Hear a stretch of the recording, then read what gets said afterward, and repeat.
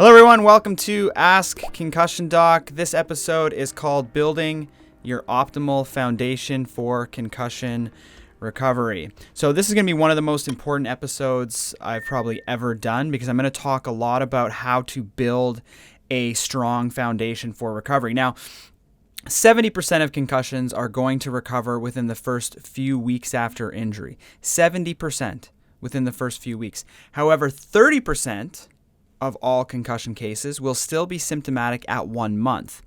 And almost 1/4, between 18 to 24% of all concussion cases will still not be back to work at 6 months.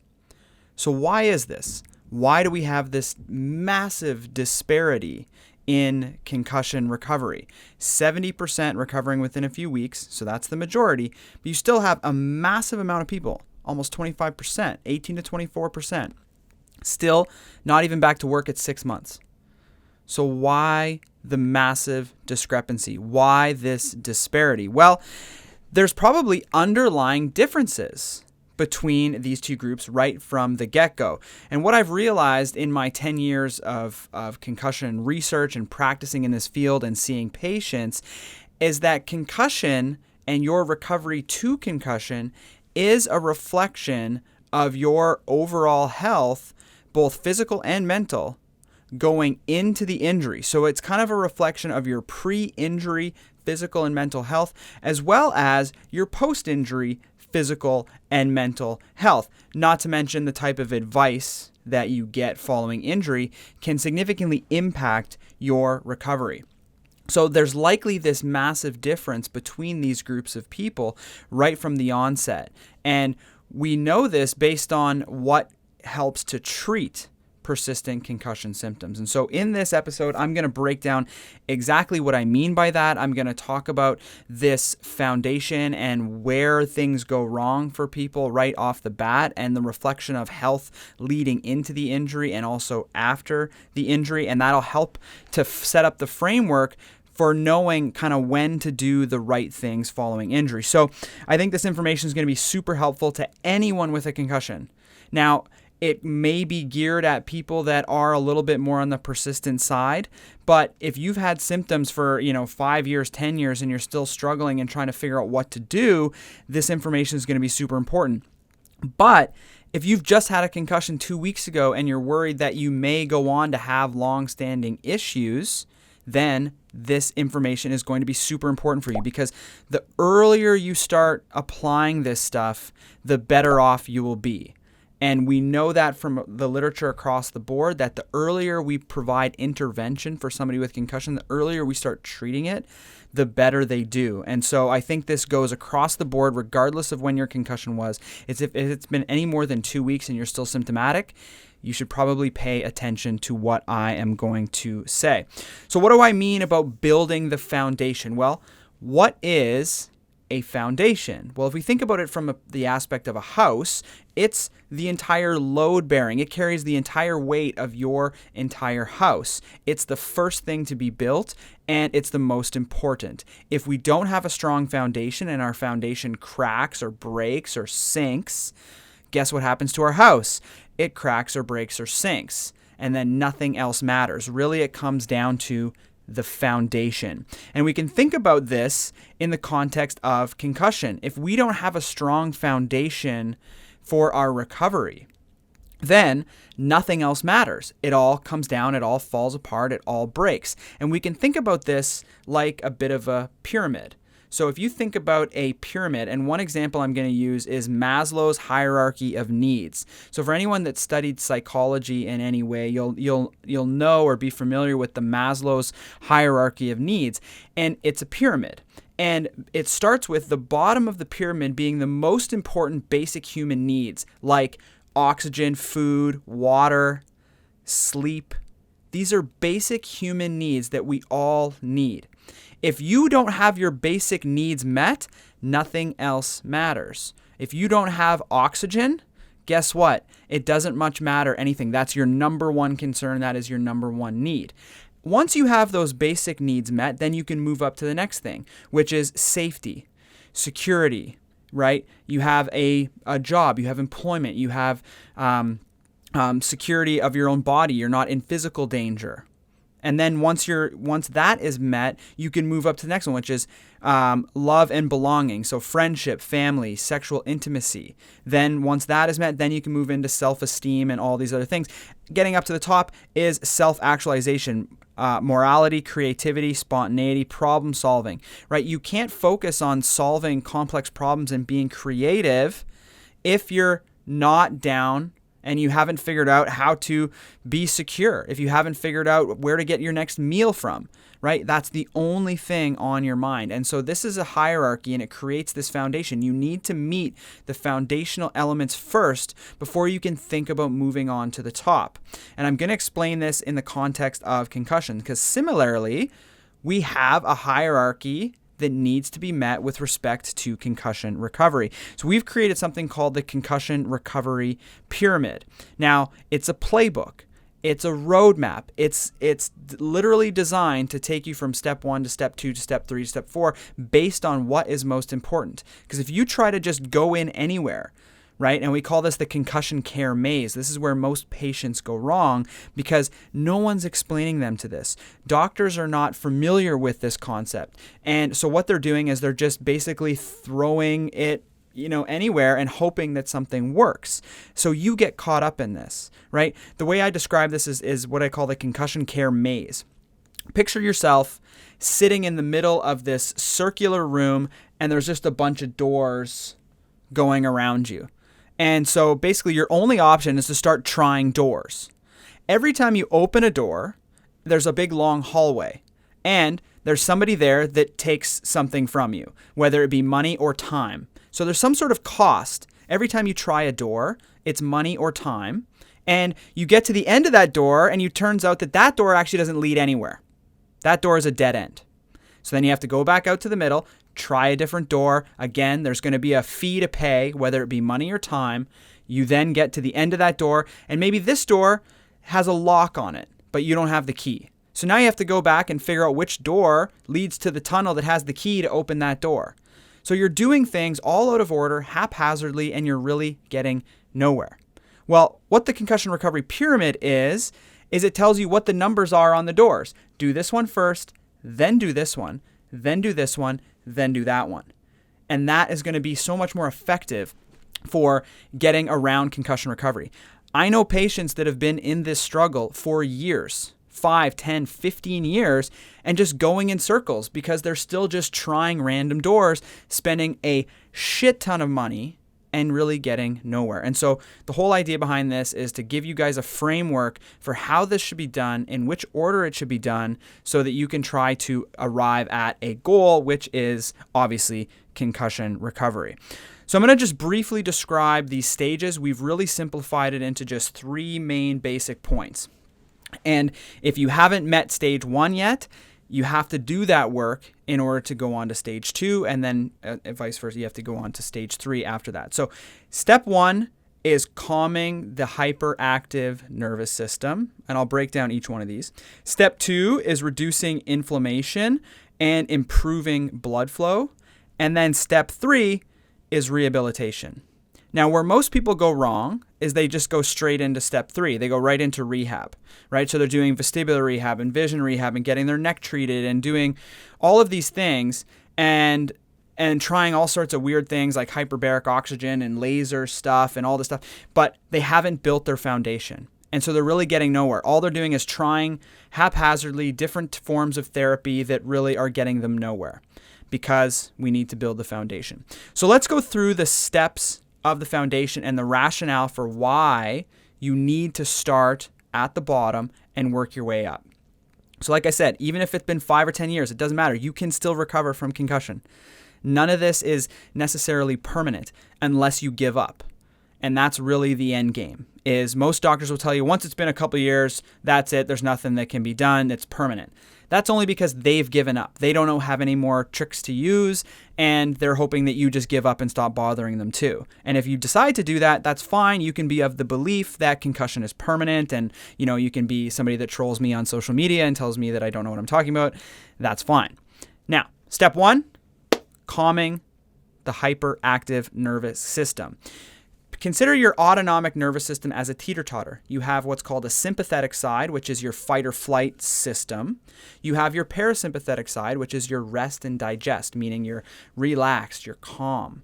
These two things are like a teeter-totter. So when your sympathetic goes up, oh my God, there's a bear chasing me, you release adrenaline, your nervous system goes crazy, your heart rate kicks up, your pupils dilate, you're letting more light in, you become more sensitive to light, more sensitive to noise, and your adrenaline is pumping, and you're either going to fight that bear or you're going to run away from that bear or whatever. That's your fight or flight system.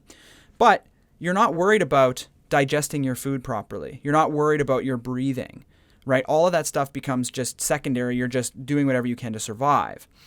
Parasympathetic is the opposite. Once your sympathetic shuts down, your parasympathetic kicks up. That's your rest and digest. You have saliva production. Your pupils constrict. You're letting less light in. You're less sensitive to noise.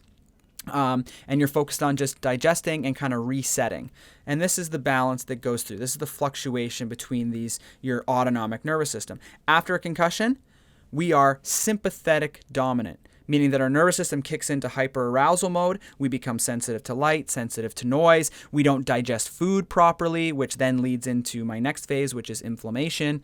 And we have this dysautonomy, this autonomic imbalance that tends to occur, which means we're exercise intolerant. We're not good at, increasing our exercise load. We're not good at increasing our cognitive load because we're on the edge. We can't focus well. We can't concentrate. We can't remember things. All of these things is because our nervous system is in this heightened state of fight or flight. Now, if you're going to go and try and do rehab, and here's the catch-22, is that the concept of concussion recovery is actually challenging your systems.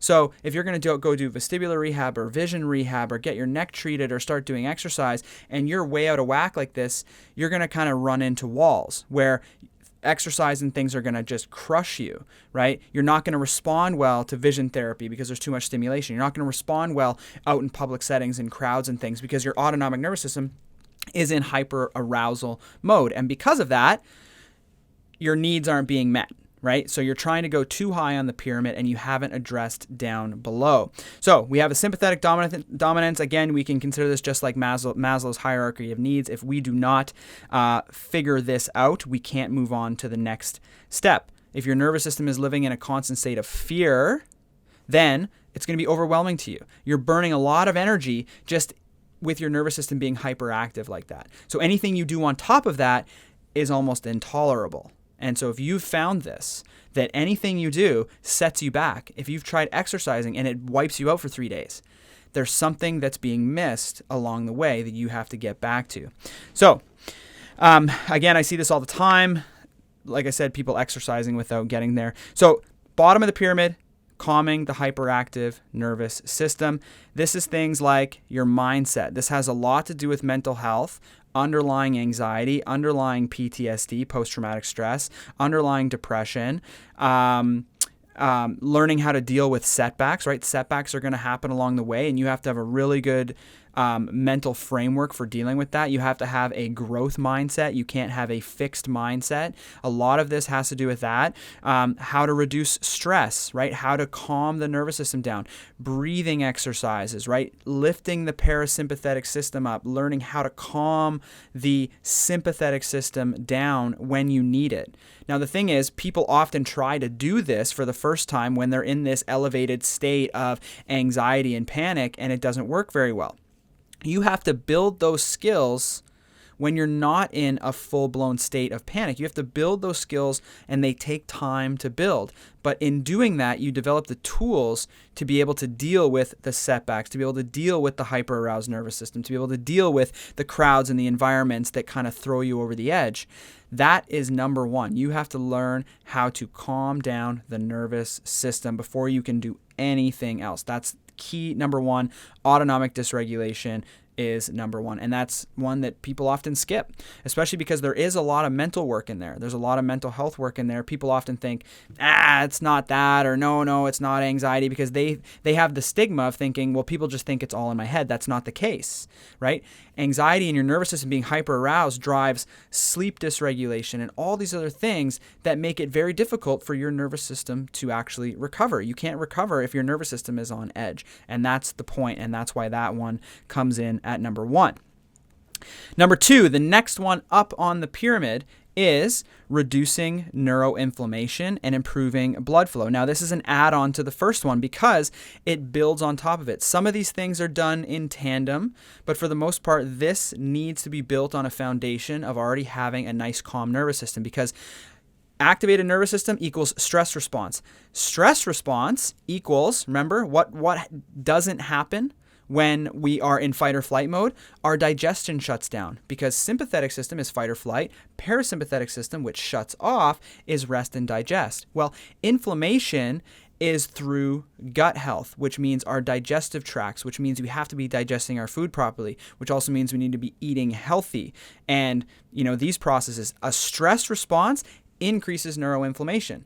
So to go after inflammation while we still have a hyper-aroused nervous system doesn't make any sense, because it's just going to counteract each other and you're not going to get anywhere. So that's why we start at the bottom with dealing with the hyper-aroused nervous system first. Then we can start focusing on improving inflammation, neuroinflammation, and blood flow. So you need to have that buffer in place. Inflammation then, when you're dealing with inflammation drives fatigue, drives cognitive problems, it drives headaches, muscle tension, it drives more stress, right? So if you're one of these people that's been getting, let's say, neck work, let's say you go, I think it's in my neck. And so you're getting neck treatment, but the neck treatment isn't holding. Well, that means that something below that on the pyramid, right? If you consider rehab to be the top of the pyramid, and you're getting neck work thinking that it's all in your neck, and it may be, and you may be getting headaches and stuff, but then right after treatment, it comes right back. It's likely that there's an inflammatory response happening that hasn't been dealt with, or your nervous system is still hyper-aroused. People hold stress and tension in their neck and traps. So again, you have to deal with these other elements first, otherwise you're not going to get anywhere just jumping right into rehabilitation.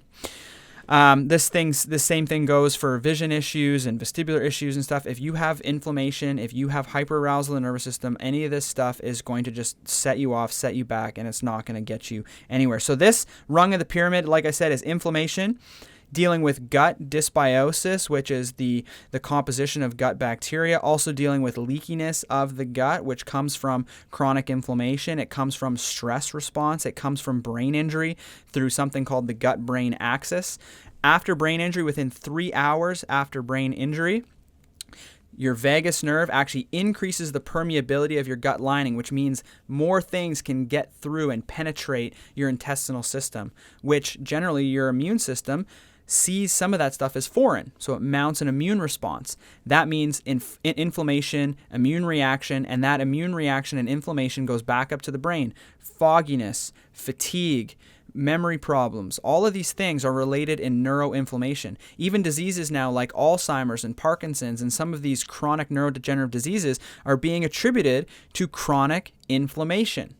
Our diets, the foods we eat, all of this stuff is what perpetuates inflammation.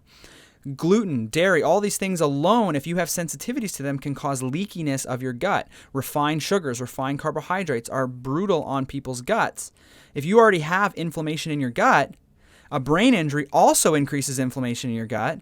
Now you're just completing this circle, making things worse. That's what I mean when I say that an injury reflects the health of your system before the injury occurred.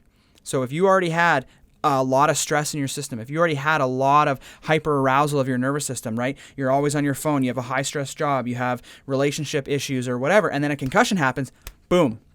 Concussion is just the straw that broke the camel's back. These systems and these dysfunctions have been building over time. And this is just the reflection of that. So if there's something going on, there's some system that was already a bit dysregulated, concussion pushed it over the edge. People will often discover that they have food sensitivities that they never had before, and they'll blame it on concussion. Well, they were there, they were just sub-symptom threshold. You didn't realize it wasn't driving your symptoms, but now it is, because that extra little push created that disparity that then becomes symptomatic, right? A lot of diseases develop slowly over time until they happen all at once. And you think that it was there, just one shot.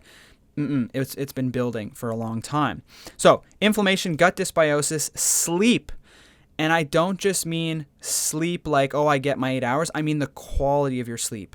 I mean daytime light exposure. I mean eating like way before bedtime. I mean exercising in the morning. I mean no red light, or no blue light, sorry, after a certain time at night using like red light or blocking glasses. That type of stuff to get a deep sleep to clear that inflammatory response. If you want to learn more about sleep, my most recent episode with Dr. Margalit, who's a neurologist and a sleep expert, we just talked about this all last week. We broke down how to have better sleep. Hormone regulation, right? A lot of these stress hormones and the stress on your system, damage to the pituitary gland, all of that stuff can implicate a lot of different symptoms.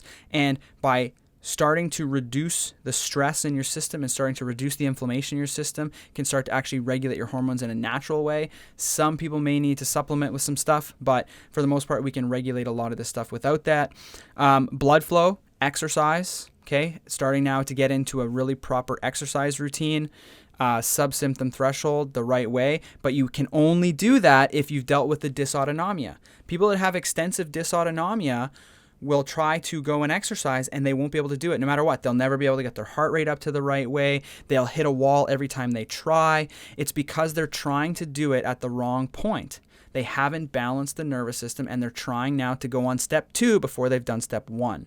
So this is why it's important. This is where people start going in circles and taking forever to recover. You have to do things in this right way. This pyramid is your roadmap. It's the doors. It's numbering the doors for you so you don't end up lost and going down these paths and spending a ton of money when it won't make sense. Step 3, finally, once you've done this, now you can move on to rehab. Okay? Now you can fix any dysfunctional systems that are there, right? If you still have ongoing vision issues, you can go and get vision rehab. If you still have ongoing neck issues, you can go and get neck rehab. The thing is, though, building this foundation will basically make it so that 85% of you don't even necessarily need the rehab component, because fixing the inflammation, fixing the autonomic dysregulation, fixing the mindset, getting back into exercise will do a lot of the work for you.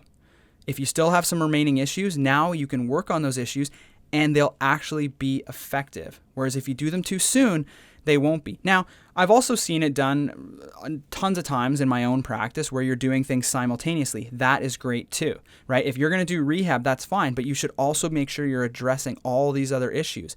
Otherwise, you may run into trouble and that rehab may not work. So if you have additional visual, vestibular, and neck issues after you've done that, or at least in tandem with it, then you can start doing that at the top of the pyramid.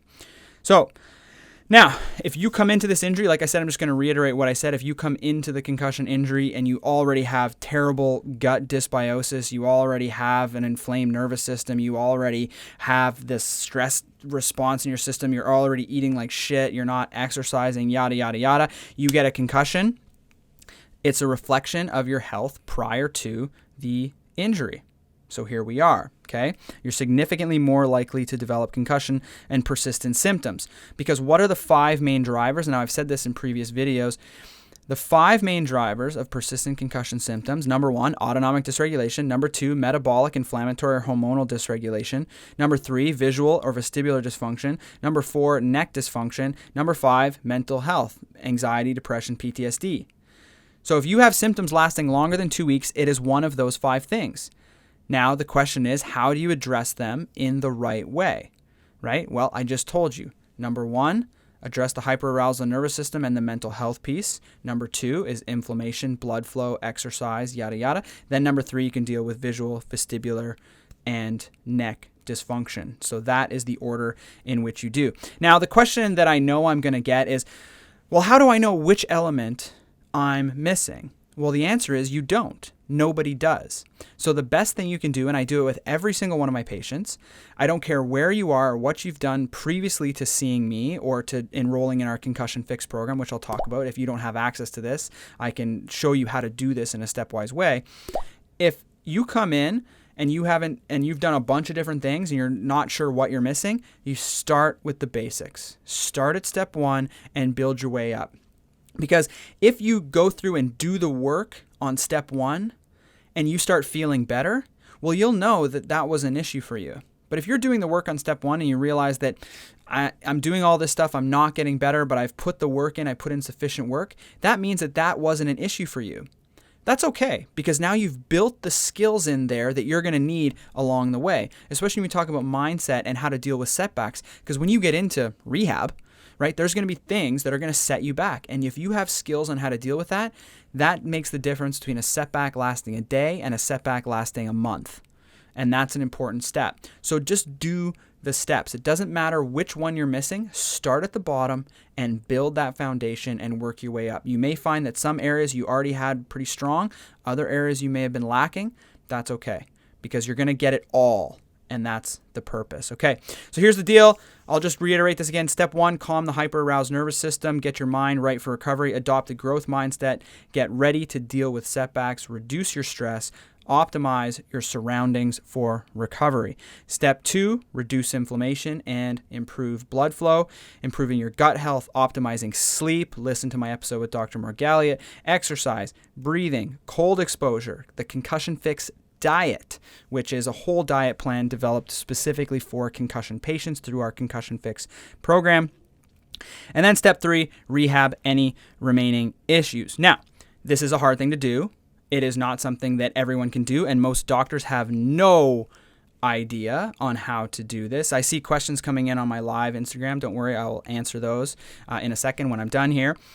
But no doctors are going to know this really, unless you have somebody that's very, very specialized in concussion.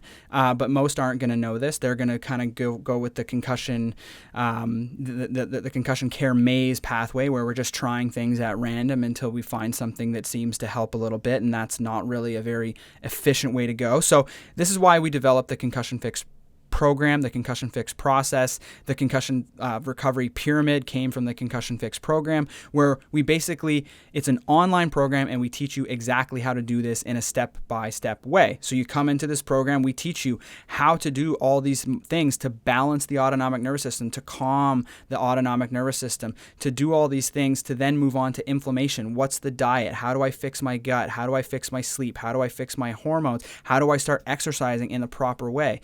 So all of this stuff is designed to help you build your foundation for recovery. Concussion recovery should not be a costly endeavor. The only reason why people spend thousands and thousands of dollars on concussion care is there's a lot of gimmicks out there, things that actually do not work, but people do it because they're desperate. They don't know what to do.